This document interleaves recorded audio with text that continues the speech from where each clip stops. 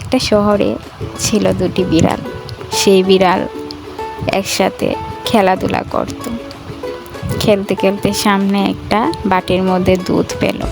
সেই দুধ দুজনে মিলে খেলো।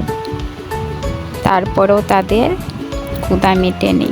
খেলাধুলা করে তাদের পেটে ক্ষুধা চলে এসেছে। তারা এদিক ওদিক দেখতে লাগলো। সামনে একটা ঘর দেখতে পেল। সেই ঘরের মধ্যে গিয়ে কিছু দেখতে পেল না। তারা বেরিয়ে এসে সেই দুধটা আবার খেতে লাগলো। আবার ঘুরতে ঘুরতে খেলাধুলা করতে করতে সামনে একটা রুটি দেখতে পেল।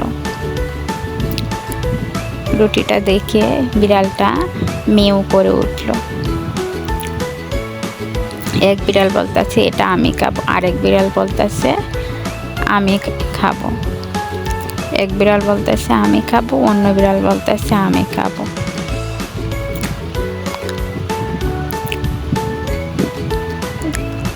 এভাবে বলতে বলতে তারা দুজনে ঝগড়া শুরু করে দিল। আমি খাবো করতে করতে ঝগড়া শুরু করে দিল। তারপরে মারামারিও শুরু করে দিল। পর বানর এসে সমাধান করার জন্য বলল, তোমাদের কি হয়েছে?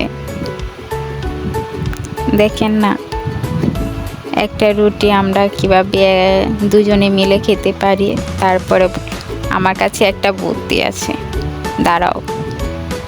তারপরে রুটিটাকে দুইটা ভাগ করলো। ভাগ করে একটা আরেকজনকে দিতে, কেউ বলতেছে এটা বড় ওটা ছোট, এটা বড় ওটা ছোট করতে করতে একটা করে একটু করে পুরা রুটিটাই বানর খেয়ে ফেললো। তারপরে বিড়াল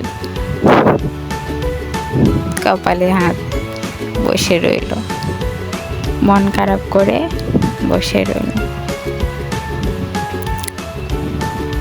চালাক বানর এদিক দিয়ে জিতে চলে গেল।